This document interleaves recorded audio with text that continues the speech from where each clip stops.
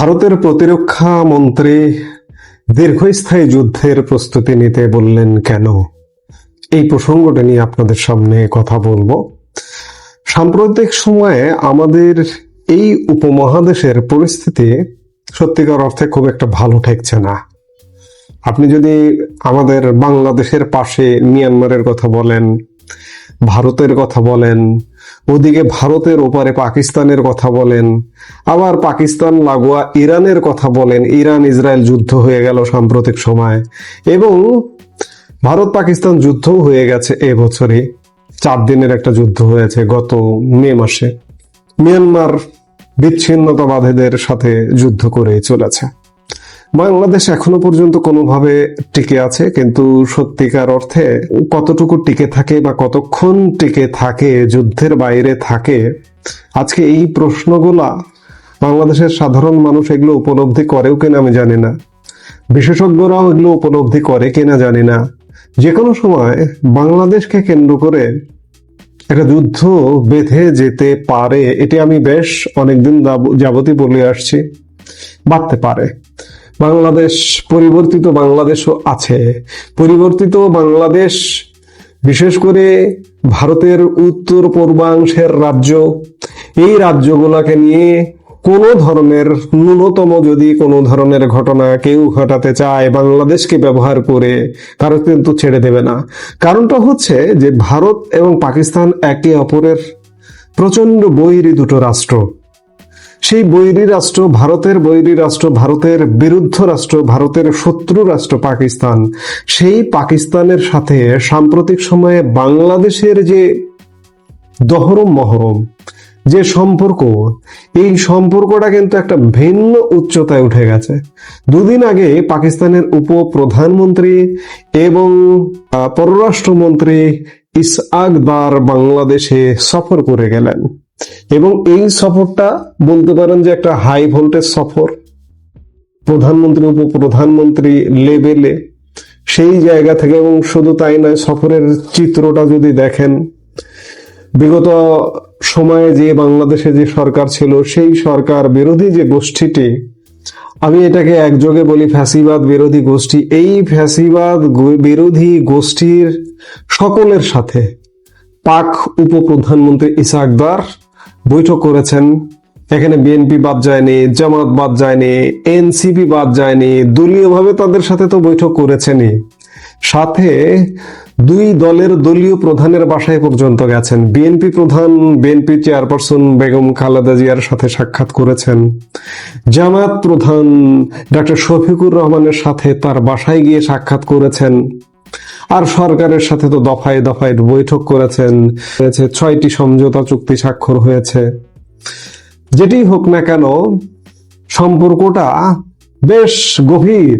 এই গভীর সম্পর্ককে নিয়ে ভারত তীক্ষ্ণভাবে নজর যে রাখছে, তাতে নিশ্চয়ই কোনো সন্দেহ নেই। কারণ ভারত পাকিস্তান সম্পর্ক কোন জায়গায়, এটি বিশ্লেষণ করবারও কিছু নেই, একটি শিশু বোঝে।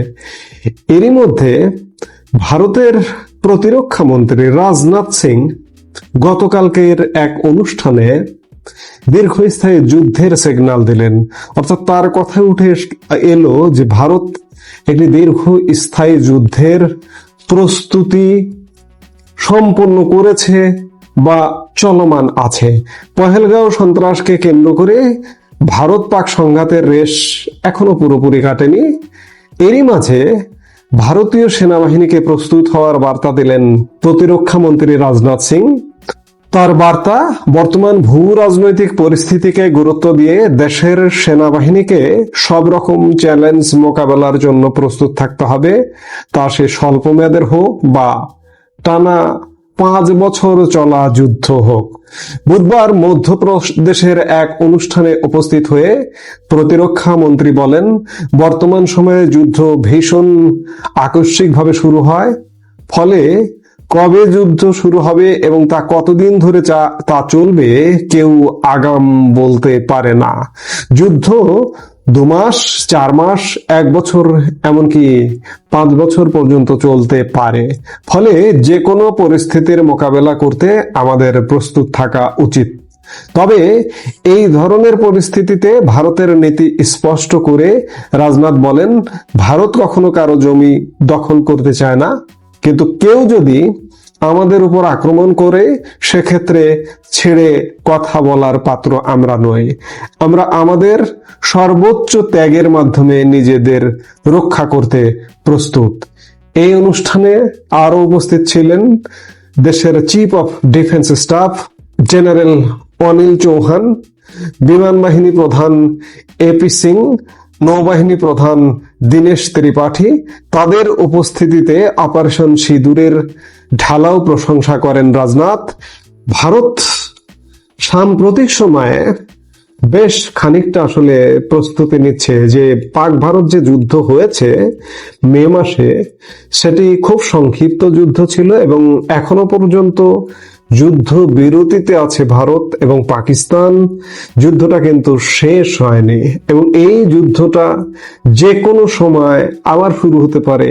এবং প্রতিরক্ষা মন্ত্রী বলেছেন যে যুদ্ধ কখন কিভাবে শুরু হয় কেউ বলতে পারে না, আকস্মিক শুরু হয়ে যেতে পারে এবং এটি কতদিন স্থায়ী হবে সেটিও বলতে পারে না।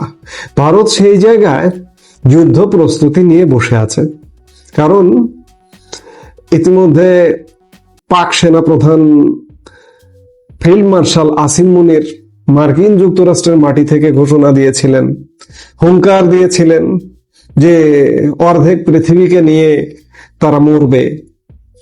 আবার পাকিস্তান আইএসপিআর প্রধান লেফটেন্যান্ট জেনারেল আহমেদ শরীফ চৌধুরীও একটি ব্রিটিশ গণমাধ্যমে হুঙ্কার দিয়েছিলেন, আক্রমণাত্মক হুঙ্কার, এবং সেটি বাংলাদেশকে ট্যাগ করে। সেটি কিন্তু বাংলাদেশের জন্য নিদারুণ উদ্বেগের বিষয়। আজকে পাকিস্তানের ফাঁদে পড়ে বাংলাদেশ যদি কোনো একটা ঝামেলায় পড়ে যায়, আমি বললাম যে এর মধ্যে আমাদের আশপাশের প্রায় সব দেশ, আশপাশের যেগুলো উল্লেখযোগ্য দেশ, যেগুলো মোটামুটি বড় দেশ, ভারত, পাকিস্তান, মিয়ানমার, প্রায় সবাই যুদ্ধে জড়িয়ে গেছে। আবার পাকিস্তানের পাশে ইরান যুদ্ধে জড়িয়ে গেছে, আবার আফগানিস্তানে যুদ্ধ জড়িয়ে গেছে এবং পাকিস্তানের অভ্যন্তরীণ যুদ্ধ চলমান। বাংলাদেশে একটা সরকার পরিবর্তন হয়েছে এবং সরকার পরিবর্তন হয়ে একটা অস্থিতিশীল ব্যবস্থা বিদ্যমান।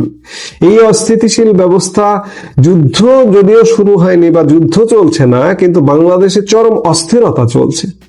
এই অস্থিরতার আবহে এই অঞ্চলে আবার যদি একটা নতুন যুদ্ধের উদ্ভব হয়, কিংবা এই যুদ্ধের উদ্ভব হওয়ার শঙ্কা থেকে প্রতিরক্ষা মন্ত্রী স্বয়ং রাজনাথ সিং তাদের সেনাবাহিনীকে প্রস্তুত থাকতে বললেন। মন্ত্রী রাজনাথ সিং কেন?